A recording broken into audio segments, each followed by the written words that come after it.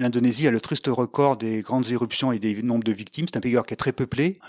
Le Krakatoa fait une éruption majeure en 1883. Il en découle un tsunami, donc une vague qui déferle sur Java et Sumatra, qui est à 50 km de distance. Et cette vague, de l'ordre d'1 mètre sur l'océan, arrive à faire entre 30 et 40 mètres de hauteur sur les rivages et tue 36 000 personnes. Et pour montrer la force de ce tsunami, on a retrouvé un bateau à vapeur à l'intérieur des terres, perché dans les arbres au milieu de la forêt.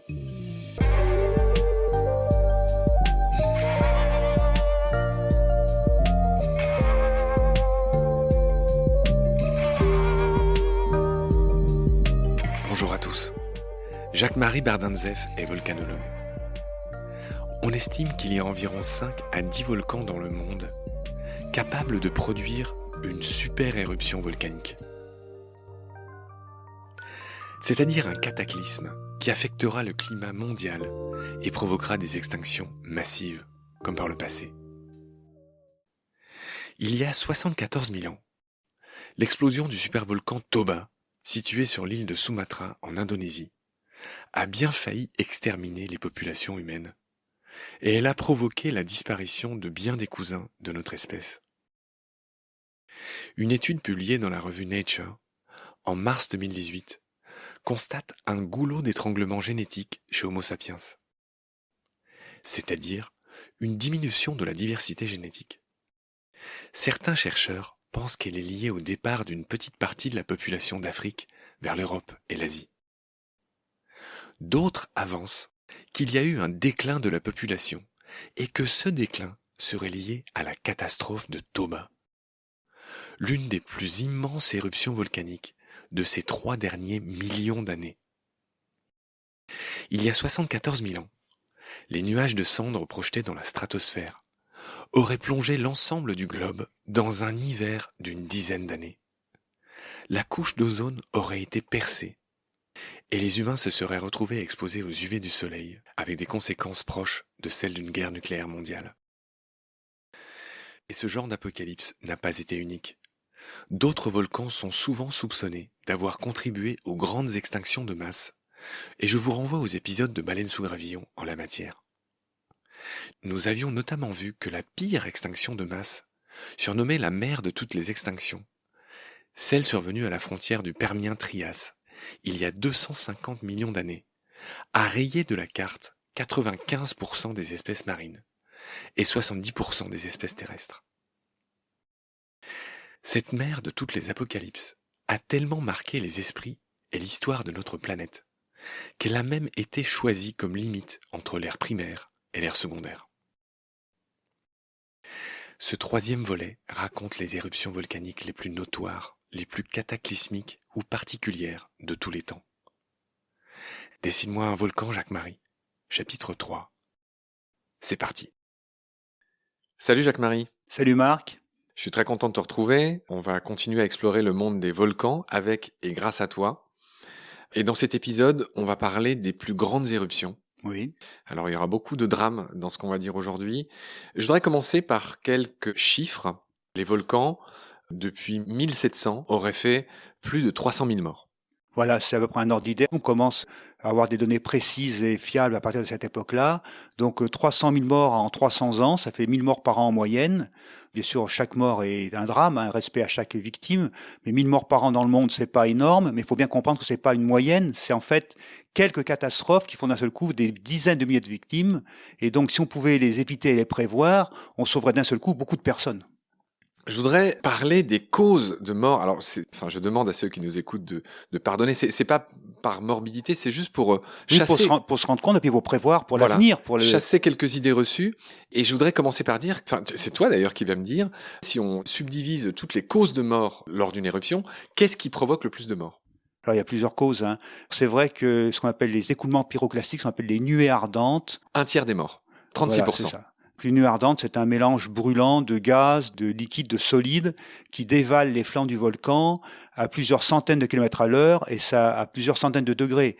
Donc tout de suite est illusoire. Donc toutes les personnes sur le passage de la nuée ardente sont mortes si on n'a pas évacué préalablement. Donc là, on n'a pas droit à l'erreur. C'est vrai que ces nuits ardentes sont célèbres, c'est Pompéi, c'est Saint-Pierre-la-Martinique, et ça fait beaucoup de victimes parce qu'il n'y a aucune personne qui peut s'échapper s'il n'y a pas eu d'évacuation préalable. Il y a aussi des cas de ce qu'on appelle des lahars. Qu'est-ce qu'un lahar? Alors ça, c'est un terme indonésien, Lahar. qui veut dire en fait coulée boueuse d'origine volcanique. C'est quand on a de la cendre qui se dépose en position instable sur un volcan, et qu'arrive ensuite la saison des pluies avec les typhons, les cyclones, les ouragans, les moussons. Donc beaucoup d'eau sur beaucoup de cendres, ça fait beaucoup de boue. Cette boue, elle dégouline et elle recouvre des villages entiers, donc parfois pendant la nuit où les gens dorment. Ça peut être aussi un glacier qui fond et qui imbibe des terrains volcaniques. Donc ça s'est vu ça en Colombie. Ces lahars, ces coulées volcaniques sont également des sources de mort importantes. Puis également, un volcan peut déclencher un tsunami. Donc en fait, c'est une vague dans la mer qui peut déferler sur la côte en augmentant de hauteur et créer également des noyés. Alors attends, là tu es passé des lahars au tsunami, et ce que je voulais dire, c'est que les lahars et les glissements de terrain, c'est un quart des morts. Oui. Un quart aussi des morts, parce que les tsunamis, c'est que 15% des morts, c'est un peu moins, mais c'est beaucoup, parce que, bien compris depuis longtemps grâce à toi, mais qui dit volcan dit souvent tremblement de terre, les deux sont souvent associés. Mais voilà, donc un quart des morts, c'est les lahars et les glissements de terrain, et un quart aussi des morts, ce sont des morts indirectes dues aux famines et aux épidémies, et notamment rien que l'éruption du Tambora, je crois que c'était en 1815. En 1815, donc c'était encore en Asie et c'était encore en Indonésie, rien que cette éruption-là aurait fait 60 000 morts en famine et en épidémie. Voilà, parce que c'est une époque, il y a 200 ans de ça, tout a été détruit, les récoltes, l'élevage, les animaux n'avaient plus de quoi se nourrir parce que le pâturage était recouvert de cendres, de chlore et de fluor, les herbivores étaient empoisonnés. Donc le Tambora, c'est la plus grande catastrophe historique connue, ça se passe dans l'île de Sumbawa en Indonésie, en 1815, ça dure une semaine. Et en une semaine, il y a 150 km3 de produits qui sont projetés, de téphra justement. Il y a 12 000 morts directs, de nuées ardentes, d'écoulements pyroclastiques, et entre 60 000 et 80 000 morts de famine, parce que c'est tous les gens de l'île qui ne peuvent plus vivre. Et à l'époque, bien sûr, il n'y avait pas de moyens de porter secours aux gens, il n'y avait pas d'avion, pas d'hélicoptère, les gens étaient à peine au courant de ce qui se passait. C'est des gens qui étaient malheureusement isolés dans leur malheur. Donc je récapitule ce qu'on vient de dire pour qu'on ait une meilleure idée des causes de mortalité dues au volcan. Plus d'un tiers des morts, c'est les nuées ardentes, Voilà. ce qu'on appelle aussi les coulées pyroclastiques. Environ un quart, c'est ce que tu as appelé les lahars ou les glissements de terrain, avec ces histoires de saison des pluies, surtout en Asie, etc. Donc ça, c'est un quart. Un autre quart, c'est les famines et les épidémies qui sont donc indirectes, mais qui résultent d'une éruption volcanique. 15%, les tsunamis. Et là, on tombe tout de suite beaucoup plus bas, et c'est précisément toutes les choses qu'on a en tête. C'est-à-dire 3%, c'est les téphras, donc c'est tout ce qui est bombes volcaniques, projections diverses, tu vas nous expliquer ça. 1,3%, c'est les gaz, et 0,3% de morts dues à la lave. Oui, c'est vrai. Alors, dans l'imagerie populaire, un volcan, on voit toujours une coulée de lave brillante, qui est rougeoyante, qui déverse, qui déferle. Mais ça, paradoxalement, c'est peu dangereux parce qu'une coulée de lave, elle va dans une vallée, donc elle a une direction bien précise. On peut se mettre à côté, on peut se sauver, on peut évacuer. Donc c'est vrai que les gens morts par coulée de lave, ça reste très rare. Alors que les nuées ardentes qui vont beaucoup plus vite sont beaucoup plus dangereuses. Donc c'est vrai qu'on n'imagine pas ça et que c'est un peu une surprise. Les chiffres qu'on donne aujourd'hui sont probablement une surprise pour les personnes qui nous écoutent. Oui, c'est vrai. Et tu l'as dit, la lave, ça coule assez lentement. Donc, c'est assez facile, en général, de l'éviter. Tu nous avais déjà dit ça. Oui, puis dans une direction donnée, quoi, en plus. Oui, voilà. Donc, c'est pour le coup assez prévisible, c'est spectaculaire, mais c'est vraiment pas le plus dangereux. Le plus Par dangereux, contre, les c'est laves, gaz. on peut pas les arrêter. Donc, c'est vrai qu'elles peuvent détruire beaucoup d'infrastructures, d'écosystèmes, des cultures, des forêts, des routes, des barrages, des constructions. Donc, il peut y avoir des gros dégâts de coulées de lave et des dégâts matériels. Alors, avec toi, j'aimerais passer en revue, alors encore une fois, c'est pas pour être morbide, mais parce qu'il y a des enseignements à en tirer, j'aimerais qu'on passe en revue les éruptions les plus célèbres, les plus catastrophiques, cataclysmiques de l'histoire de l'humanité. Et la première éruption célèbre que j'ai notée, tu me diras s'il y en a d'autres, c'est en 1600 avant Jésus-Christ, c'est le Santorin dans la mer Égée. C'est ça, donc Santorin dans la mer Égée. Alors maintenant, c'est daté à 1610 avant Jésus-Christ, plus ou moins 14. Il y a une incertitude quand même, bien sûr, mais c'est déjà très très précis. Et ça, on est sûr que ça a eu lieu parce que dans l'île de Santorin, on peut voir des fouilles archéologiques qui ont été faites et qui montrent une ville qui s'appelle Acrotyrie, les fouilles d'Acrotyrie, qui montrent qu'il y avait une ville minoenne qui était merveilleuse à l'époque. On voit des maisons à 2 étages, des magasins avec des amphores et des jarres, des bains chauds et des bains froids, un hippodrome, un gymnase. Donc c'était une ville très, très performante avec une belle urbanisation. Et cette ville est recouverte de ponces et de cendres. Donc il y a une éruption importante qui a eu lieu en 1610. En résulte la caldeira, qui est l'anneau de Santorin actuellement qu'on peut visiter également. Et ces cendres-là, elles ont été propagées jusqu'en Crète, jusqu'en Égypte, jusqu'en Turquie. On retrouve ça par forage océanique. Donc ça a été montré par des campagnes océanographiques. On a retrouvé que ces cendres et ces projections ont été envoyées extrêmement loin. Alors il y a quand même quelques mystères dans cette éruption de Santorin. D'abord, il n'y a pas de cadavres. Donc tant mieux, quelque part. Ça veut dire que les Minoens ont eu le temps de partir en bateau. Jusqu'où sont-ils allés? On n'en sait rien. Sont-ils arrivés en Turquie, en Crète, ou ont-ils été au contraire surpris par le tsunami qui a eu lieu ensuite? On ne sait pas. En tout cas, il y a un mystère. Et puis également, les gens qui s'intéressent à l'Ancien Testament connaissent ce qu'on appelle les plaies d'Égypte. C'est des phénomènes inexpliqués, mystérieux, qui ont eu lieu donc autrefois. Et comme ils étaient inexpliqués, ils ont été expliqués par la colère des dieux qui punissaient le peuple de Pharaon qui avait commis peut-être trop de péchés. Et ça peut aussi s'expliquer, on dit que le soleil s'éteint. Pourquoi? Parce qu'il est en fait caché par les cendres de Santorin. Pourquoi est-ce que le Nil devient du sang et devient imbuvable? C'est parce que les retombées qui contiennent du fluor et du chlore empoisonnent le Nil qui n'est plus potable. Et puis également le passage de la mer Rouge avec Moïse couvre les eaux, ça peut être le tsunami qui a pu emporter les armées de Pharaon. Donc bien sûr tout ça a été un peu amélioré par les écrivains, mais il est clair qu'il y a eu à une époque donnée des phénomènes inexpliqués en Égypte qui ont été considérés comme des colères divines et qui correspondent vraiment beaucoup aux symptômes de l'éruption de Santorin. Et en plus, on a retrouvé en Crète des ponces flottées jusqu'à des hauteurs de, certains disent, de plusieurs dizaines, voire 100 à 200 mètres de hauteur, qui montrent l'ampleur de la vague par endroits. D'accord. Tu penses que l'Atlantide et ce genre de mythe peut être lié à ça? Alors, l'Atlantide, oui, il y a plusieurs candidats. Platon le raconte 1000 ans plus tard, cette histoire de l'Atlantide. Puis tout est multiplié par 10 dans Platon, donc il améliore un petit peu. Alors, certains pensent que... Dans le Timée et le Critias. Exactement. Certains pensent que l'Atlantide, ça serait Santorin, mais il y a d'autres candidats. Certains pensent que ça serait les Açores, parce que dans les Açores, il y a aussi des effondrements des calderas. Et puis également, certains parlent de Gibraltar, parce que dans les récits, on parle également des colonnes. Les colonnes d'Hercule. Les colonnes d'Hercule. C'est le nom de Gibraltar dans l'Antiquité. Exactement. Et donc à Gibraltar, ils pensent aussi qu'il y a eu des effondrements. Donc il y a sûrement eu en fait plusieurs Atlantides. Et Platon en parle d'un parmi d'autres, mais bon, c'est un mythe qui revient souvent dans les légendes. Donc voilà ce qu'on pouvait dire sur le Santorin, et merci pour toutes ces histoires que tu nous apprends. En 79 après Jésus-Christ, cette fois, c'est le Vésuve qui détruit Pompéi. Et là, il y a des cadavres pour le coup. Alors ça, c'est mythique, c'est une éruption effectivement dans le monde romain. En 79 après Jésus-Christ, on a des témoignages. C'est les premiers témoignages, c'est en fait Pline le Jeune et Pline l'Ancien qui étaient sur place. Donc Pline l'Ancien, c'était un érudit, il connaissait tout sur tout. Il avait écrit une encyclopédie, donc bien sûr il s'intéresse à cette éruption. Il est capitaine de la flotte de Misène, donc il va sur place, il va voir ce qui se passe pour porter secours aux gens. Mais comme il est asthmatique, en fait, il meurt d'asphyxie sur place. Et son neveu et fils adoptif Pline le Jeune racontera plus tard, dans 2 lettres qui sont en fait très précises, à Tacite, ce qui s'est passé. Donc il voit un nuage qui prend la forme d'un cyprès, qui donne des hauteurs. Donc on va dire que c'est les premiers témoignages réels de volcanologie. Et on peut dire que Pline l'Ancien et Pline le Jeune sont un petit peu les 2 premiers volcanologues de l'histoire. Et en fait, qu'est-ce qui s'est passé? Ça s'est passé entre le 24 et le 25 du mois. Donc au début, on pensait que c'était entre le 24 et le 25 août, mais maintenant on pense que c'est plutôt entre le 24 et le 25 octobre. Pourquoi? Parce qu'on retrouve des fruits de saison d'automne, des noix, des amandes, des figues. Les vendanges sont faites. On retrouve également des braseros allumés dans les villas, donc on pense que l'automne est déjà arrivé, bien arrivé. Et l'éruption commence en fait le 24 octobre à 13h et elle se finit le lendemain 25 à 8h. Donc elle dure 19h et en 19h tout est dit.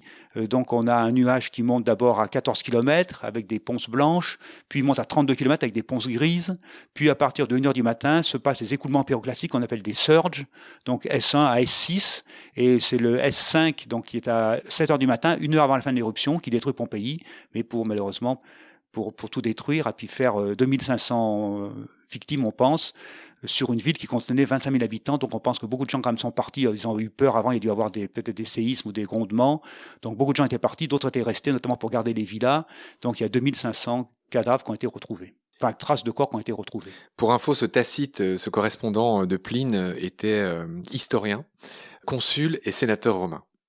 Jacques-Marie, on va enchaîner sur l'éruption suivante. Alors moi, j'ai rien noté entre le Vésuve en plus 79 et le fameux Krakatoa en 1883. Est-ce qu'il y en a d'autres que tu voudrais signaler? On peut citer le Tambora, on en a déjà un peu parlé. Il y a le Tambora en 1815, on peut en redire un petit mot. Donc, ça se passe au mois d'avril, ça dure une semaine. C'est la plus grosse éruption historique qui libère 150 km3, qui laisse un trou dans la jungle, une caldeira de 6 km de diamètre et de 1000 mètres de profondeur. Et le Tambora lui-même, qui devait faire plus de 4000 mètres de haut, il est réduit à 2800 mètres. Donc, il perd 1200 mètres de hauteur, pulvérisé dans l'espace.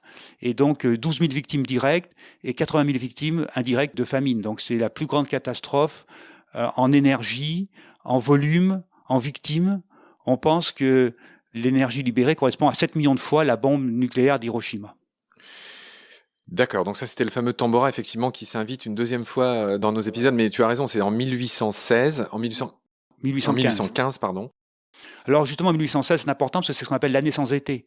Donc il apparaît quand on décrit qu'il y a eu dans le monde entier des étés pourris liés au Tambora parce que les cendres dans l'atmosphère, les aérosols, les gaz ont un peu filtré les rayons solaires. Donc il y a eu moins d'ensoleillement, donc un été moins bon, des hivers plus rigoureux. Et donc il y a eu sur l'ensemble de l'hémisphère nord des mauvaises récoltes. Et certains disent même que Frankenstein a été écrit dans ce contexte un petit peu désolant. L'éruption célèbre suivante, cher Jacques-Marie, est en 1883, c'est le fameux Krakatoa, et là encore c'est en Indonésie, en Asie. Voilà, donc l'Indonésie a le triste record des grandes éruptions et des nombres de victimes. C'est un pays qui est très peuplé, ceci explique en partie cela. Le Krakatoa, c'est un nom qui est célèbre, alors on dit aussi Krakatao, les deux se disent. C'est un petit volcan qui est à peine visible, qui est au large de Sumatra et de Java, dans le détroit de la Sonde.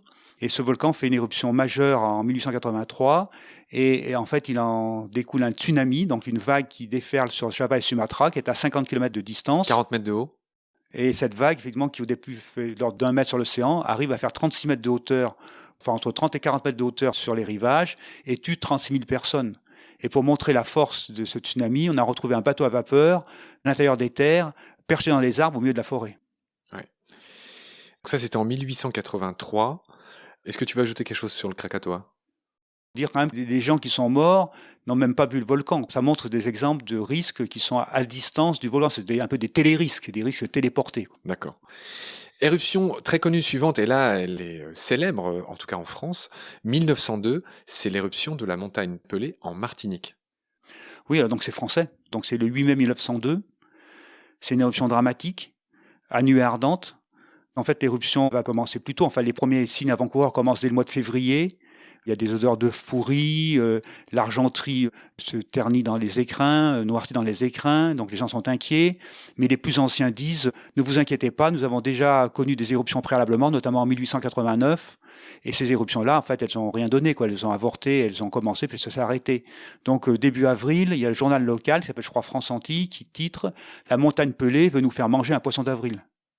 Puis en fait, ça s'arrête pas. Cette fois-ci, cette éruption-là, elle continue. Et à partir du 6 mai, on pense que l'éruption devient magmatique.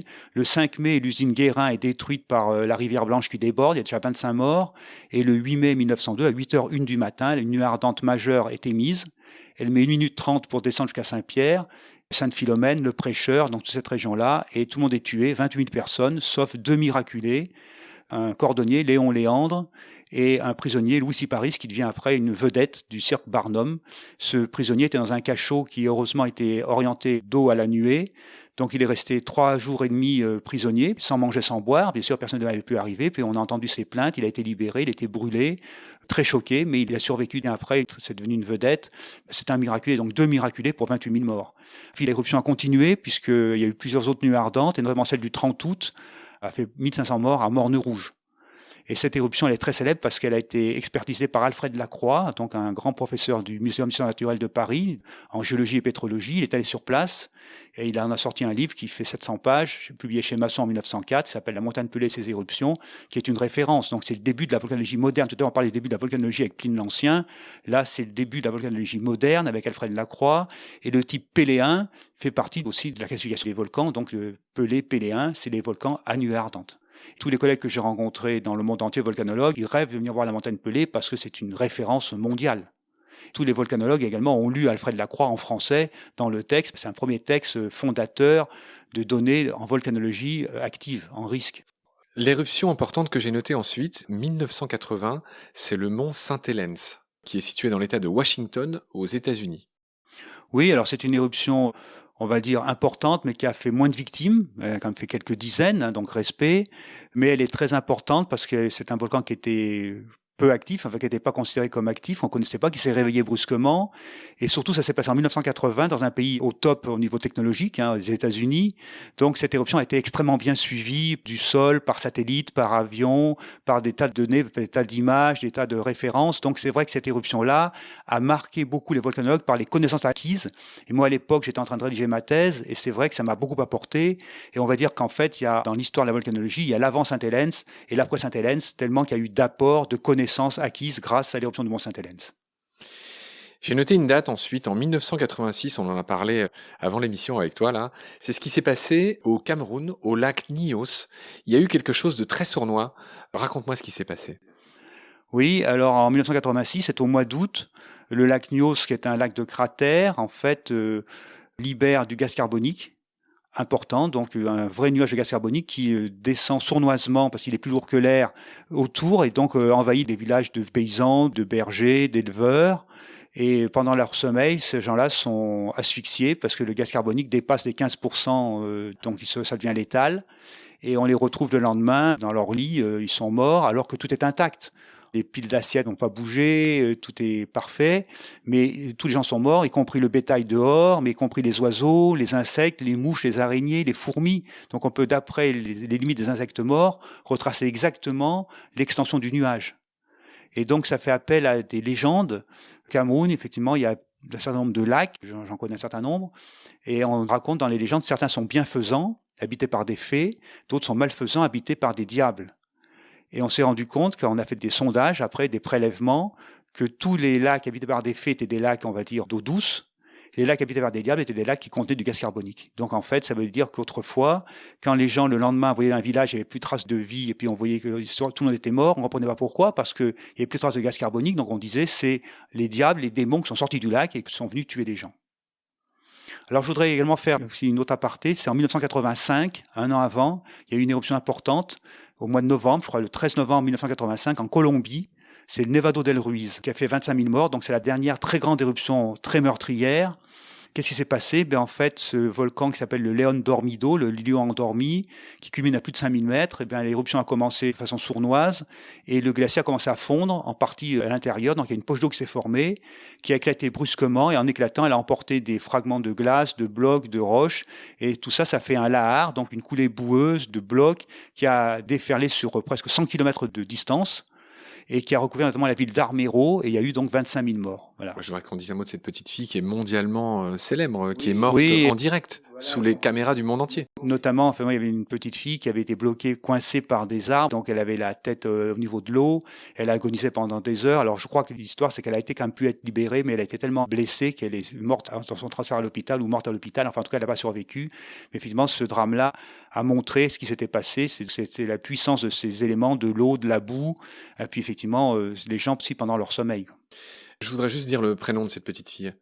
Elle s'appelait Oméra et elle avait 13 ans et elle est morte, sous les caméras. Ça a été un grand choc pour tout le monde et effectivement, elle a symbolisé à elle toute seule le drame qu'a vécu le peuple colombien à cette occasion. Alors Jacques-Marie, j'ai noté ensuite une autre éruption mondialement célèbre, le fameux Pinatubo en 1991. Oui, donc c'était en juin 91, le Pinatubo Philippines qui se réveille, qui fait une éruption majeure, donc une des très grosses éruptions du XXe siècle. On pense que le nuage est monté à 40 ou 50 km, des retombées de cendres, de nuées ardentes.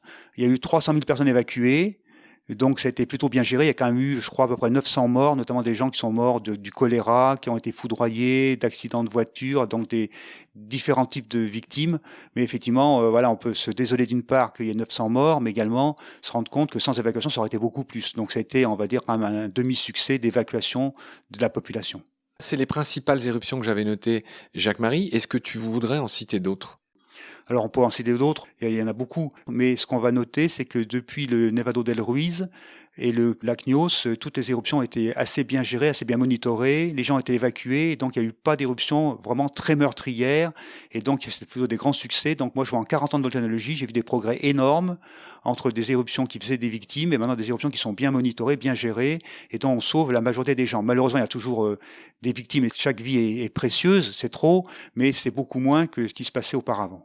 Jacques, je voudrais juste que tu me dises un mot très clair et très court sur l'indice d'explosivité volcanique. Apparemment, les éruptions sont classées suivant ce critère qui s'appelle VEI en anglais, VEI. Qu'est-ce que c'est? Enfin, je vois que par exemple le Pinatubo c'est 6, le plus gros, le Tambora, c'est 7. Qu'est-ce que ça veut dire? Oui, alors c'est vrai que ceux qui s'intéressent à la sismologie, les tremblements de terre, il y a des échelles, notamment l'échelle de Richter, qu'on appelle la magnitude, donc qui va de 1 à, enfin, qui a pas de limite en fait, hein, mais qui dépasse 9 ou qui peut arriver jusqu'à 9 ou plus. C'est une échelle logarithmique. Une échelle C'est-à-dire logarithmique. que chaque numéro d'après, c'est beaucoup En fait, plus. c'est 33 fois plus que le précédent. Voilà. Voilà. Donc c'est un peu complexe, mais enfin, en tout cas, les chiffres parlent pour eux-mêmes. Et on n'avait pas l'équivalent en volcanologie parce que c'est pas facile à mesurer de la même façon. Donc deux volcanologues qui sont d'ailleurs des amis personnels, hein, Nuyol et Self, que je connais bien, ont proposé lors d'un article de créer une échelle qui s'appelle le VEI, c'est-à-dire en fait le Volcanic Explosivity Index, l'indice d'explosivité volcanique, qui est fixé de 1 à 8. Donc ils prennent plusieurs critères, notamment le volume émis, la hauteur de la colonne éruptive, et ce qui permet d'estimer tout ça, et la fréquence également. Donc ça va de 1 à 8. C'est vrai que la plus grande éruption, on va dire, historique, celle du Tambora, c'est le degré 7. Et des éruptions préhistoriques ont atteint le degré 8, qui est le degré maximum.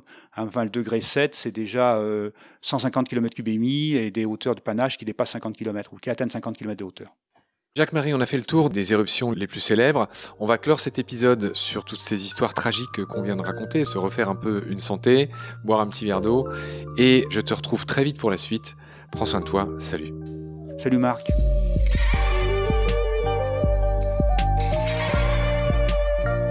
C'est la fin de cet épisode.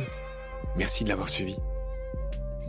Baleine sous Gravillon a la chance d'avoir un premier partenaire, Derven, une entreprise de génie écologique qui partage nos valeurs, celle du respect du vivant.